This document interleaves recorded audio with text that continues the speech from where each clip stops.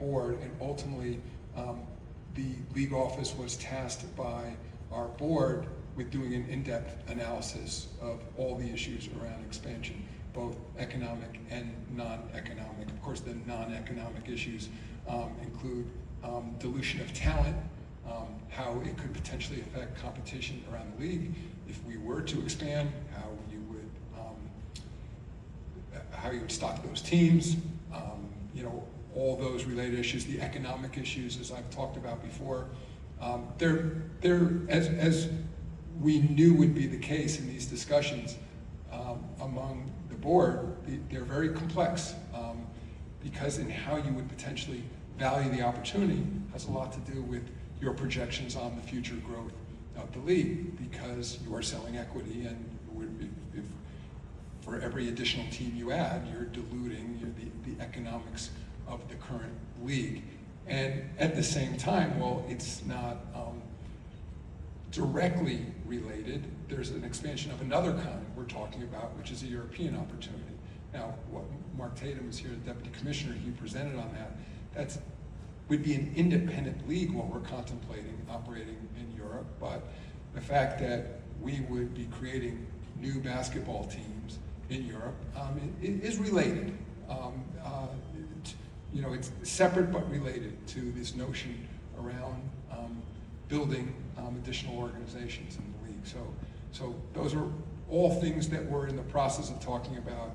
As I said, a lot of analysis still needs to be done, and nothing's been predetermined one way or the other. I think it's without any specific timeline. I mean, we're going to be as thorough as possible and look at all the potential issues. So with that, Tim, happy to answer any questions. Great, we'll start in the back row on the right. Tim? Tim Reynolds with the AP. Hi, Adam. Hey, Tim. With expansion, you've said many times, I mean, it's clear it's a complicated issue. This tasking of looking at, taking the in-depth look, will that be an existing committee or is that a new committee being formed? And secondly, since you've talked about it, several teams have been sold, notably Boston with a valuation of 6.1, the Lakers with a valuation of 10. The new media rights deals, like you said, are coming into play. Just how much more complicated has this gotten as the numbers just keep rising and rising? The answer to your first question is it would not be a new committee. It would be a combination of two existing committees. We have what we call our advisory finance committee. They would have primary jurisdiction over this issue. We also have an audit and strategy committee. They would be looking more precisely at the economics around this. In terms of the most recent team transactions, Tim, there's no question that those purchase prices have an impact on any economic analysis of teams. So it doesn't necessarily complicate it more, but it certainly is an indication of value.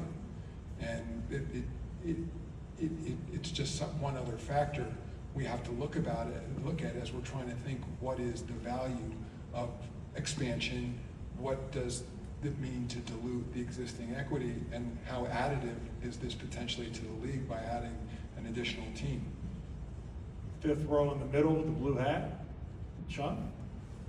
Sean Eichen, Rose Garden Report. Adam, the Paul Allen estate a couple of months ago announced that the Trailblazers are officially for sale, so I'm just curious from the league's end, is there any updates on that? And also, is it a priority for you guys that the team gets sold to a group that wants to keep the team in Portland long term? Yeah, it's the league's preference that team remain in Portland. We've had great success in Portland over the years. I don't have a specific update on the process, but I know it is underway, and I know there are groups that are actively engaged with the estate and have demonstrated interest in that team. So one of the factors there is the city of Portland likely needs a new arena. So that will be part of the challenge for any new ownership group coming in, but it would certainly be our preference that team remain in Portland. We'll go second row, three in. Chris? Commissioner Chris Daniels from Hey, Chris. in Seattle. Nice to see you again. I know you said that there's not a specific timeline that you're laying out for expansion, but I know last year you talked about it in the fall, and during the season, and here we are in Las Vegas. Are you looking at 28, 29, 29, 30? What is the expansion fee potentially for any franchise that was to start? Chris, so I think there is a significant step now in that we're now engaging in this in-depth analysis, something we weren't prepared to do before.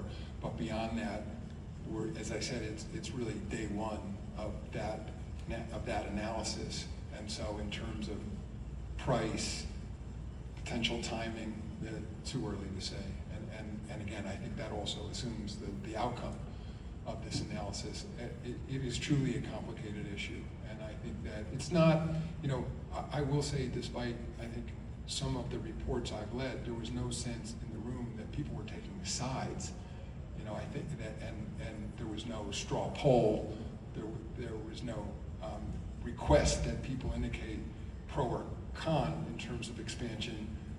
There was a consensus quickly formed that the league office should do the work and work with these particular committees and the board and present that analysis. Back row on your right, two in, Chris? Adam, Chris Mannix, Sports Illustrated. To follow up on that, what do you think the appetite is right now of NBA owners to expand? And all the obstacles that you listed that you'd be looking into, what do you think is the most significant one that will be most challenging? I don't know if it's a question of challenging. And as I said, the appetite in the room I would define more as curiosity and more as let's do the work. I think if I were an owner, ultimately what you're considering is this additive to the league? And additive can be measured in lots of different ways. There's additive economically, but I think they're also thinking from a competitive standpoint, how would particular markets impact our national footprint? And I think how would certain owners fit in terms of the league dynamic? I mean, there's strategic value to a lot of the owners in this league. I mean, I think one of the reasons this league is doing so well is because of the collection of team owners we have right now. We have a very, very active committee process, and a very engaged group. And I think what I find very heartening is that while they're fierce competitors on the floor, at the meetings we had, for example, today, my sense is these teams and the team governors are parking individual interests and saying, all right, we're stewards of the game. As we look at these opportunities in Europe, by the way, we had a discussion about the league we have in Africa now. As I said, it's not substitutional. It's not as if we're sitting there saying, well, if we do something in Europe, we won't do something in the United States or North America. But the issues are related. There's no question about it. And I think that part of what we look at is how can we continue to grow this game on a global basis, and how can we take advantage of the NBA brand to do that? So I understand there's particular communities that are represented here, and we're honored at the amount of interest and pleased to see that from several markets. But ultimately, what we're looking at is first and foremost, how will this impact the existing operation of the NBA? And what is it that we should be doing to continue growing interest in the game of basketball on a global basis? So that's why there was domestic discussions, there were European discussions, and there were discussions about our ongoing league in Africa. Fifth row in the middle, Howard?